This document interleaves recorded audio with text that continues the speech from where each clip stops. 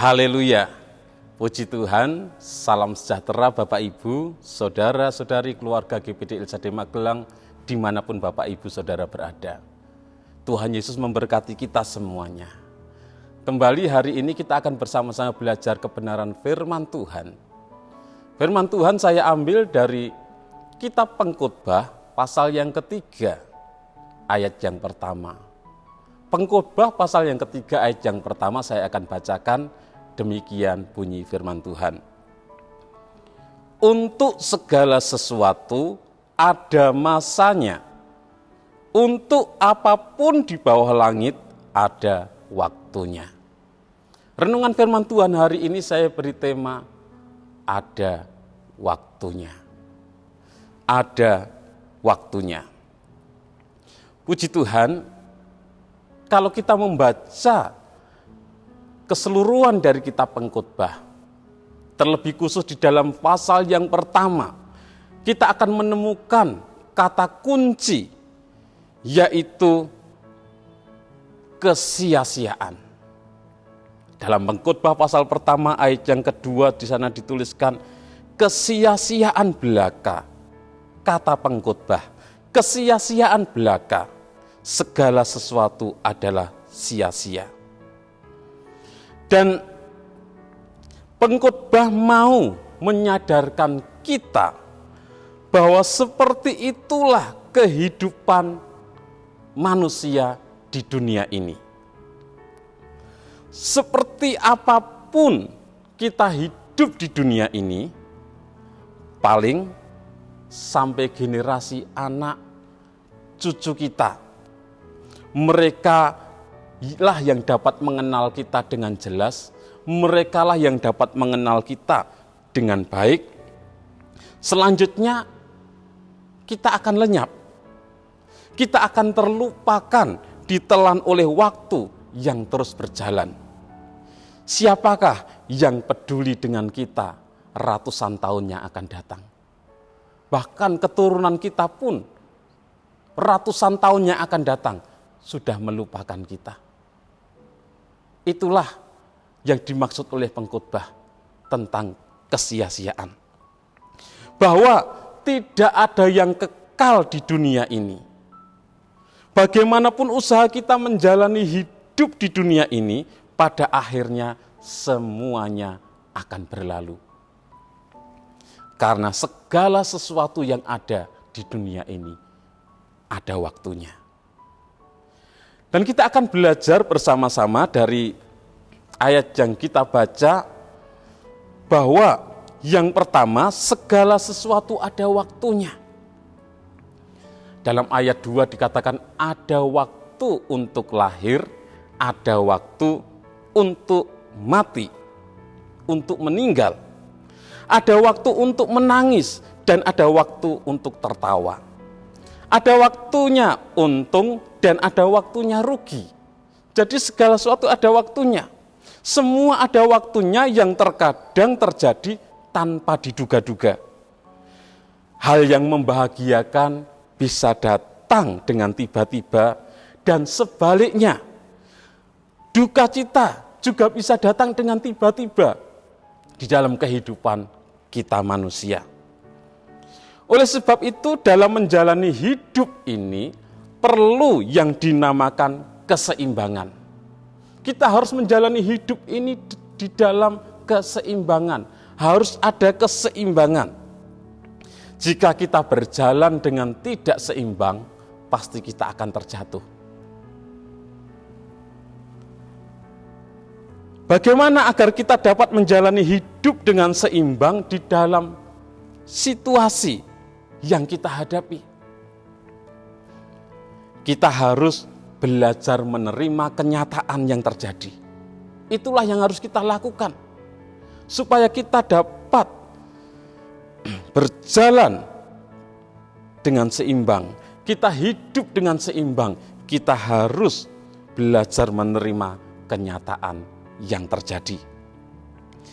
Kita tidak bisa mengendalikan kehidupan kita yang begitu kompleks ini, yang begitu bermacam-macam terjadi dalam hidup kita. Kita tidak bisa mengendalikan itu semuanya.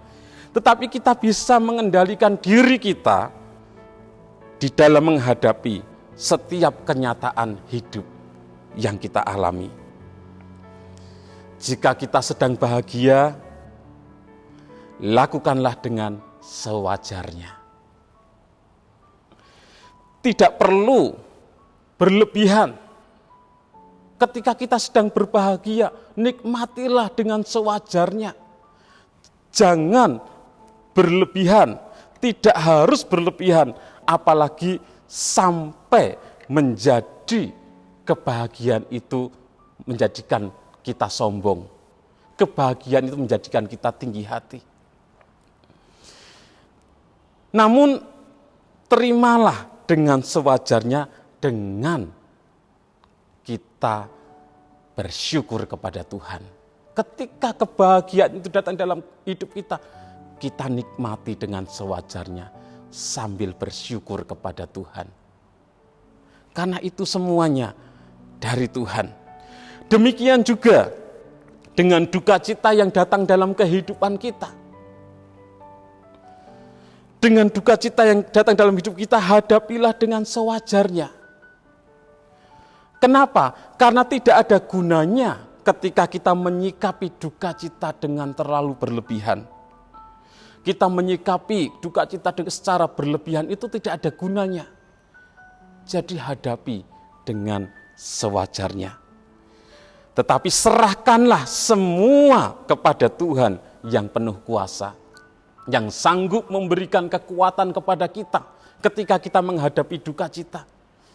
Serahkan semuanya kepada Tuhan yang penuh kuasa, yang sanggup menghiburkan kita ketika kita menghadapi duka cita. Hadapilah dengan sewajarnya sambil menyerahkan semuanya kepada Tuhan. Tidak selamanya kita beruntung. Ada kalanya kita juga mengalami kerugian. Tidak selamanya kita tertawa, namun ada kalanya kita juga menangis. Jadi untuk segala sesuatu ada waktunya. Jalani hidup ini dengan keseimbangan. Ketika berbahagia, nikmati dengan sewajarnya, jangan terlalu berlebihan. Ketika menghadapi duka cita, hadapilah dengan sewajarnya, jangan secara berlebihan, sambil serahkan semuanya kepada Tuhan yang mengatur semuanya. Jadi yang pertama kita belajar tentang bahwa segala sesuatu ada waktunya. Yang kedua, kita belajar berhikmatlah menjalani hidup. Berhikmatlah menjalani hidup.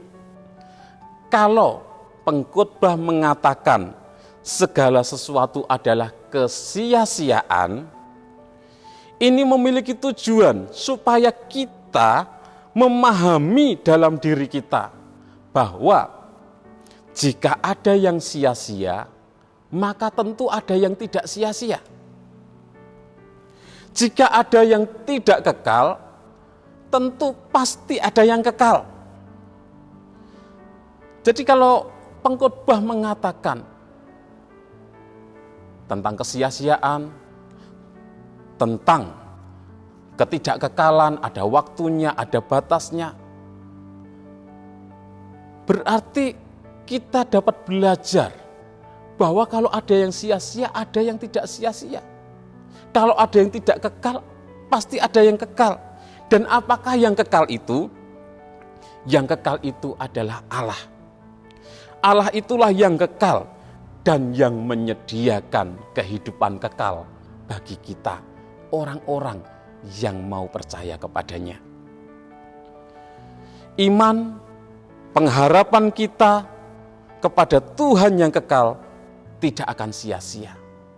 Jadi iman kita, pengharapan kita kepada Tuhan yang kekal, yaitu Tuhan Yesus Kristus, tidak akan sia-sia.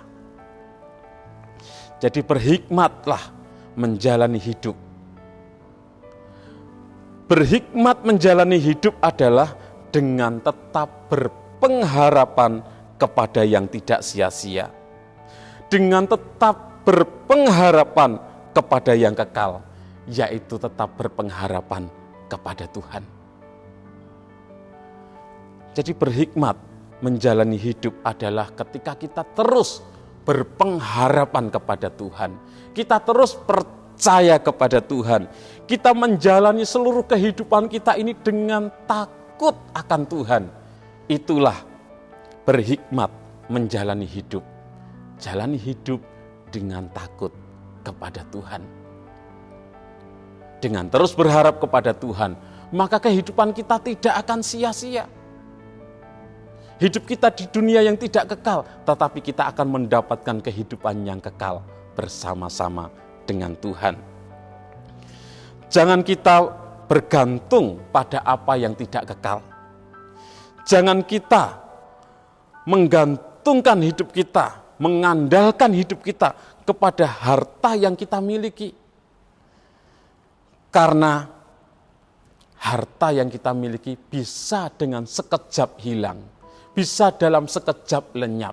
Ketika ada bencana alam, ada gempa bumi, ada kebakaran, dan lain sebagainya, bisa dengan sekejap harta kekayaan itu habis, lenyap. Jadi jangan menggantungkan hidup kita kepada yang tidak kekal, harta dan kekayaan. Jangan menggantungkan diri kita pada kekuatan kita. Jangan merasa kita masih kuat, saya masih kuat. Karena kekuatan kita suatu saat akan semakin menurun. Semakin bertambahnya usia, kekuatan kita akan semakin merosot. Tubuh kita akan semakin lemah. Jadi jangan mengandalkan kekuatan kita. Dan juga jangan menggantungkan diri kita pada pikiran kita.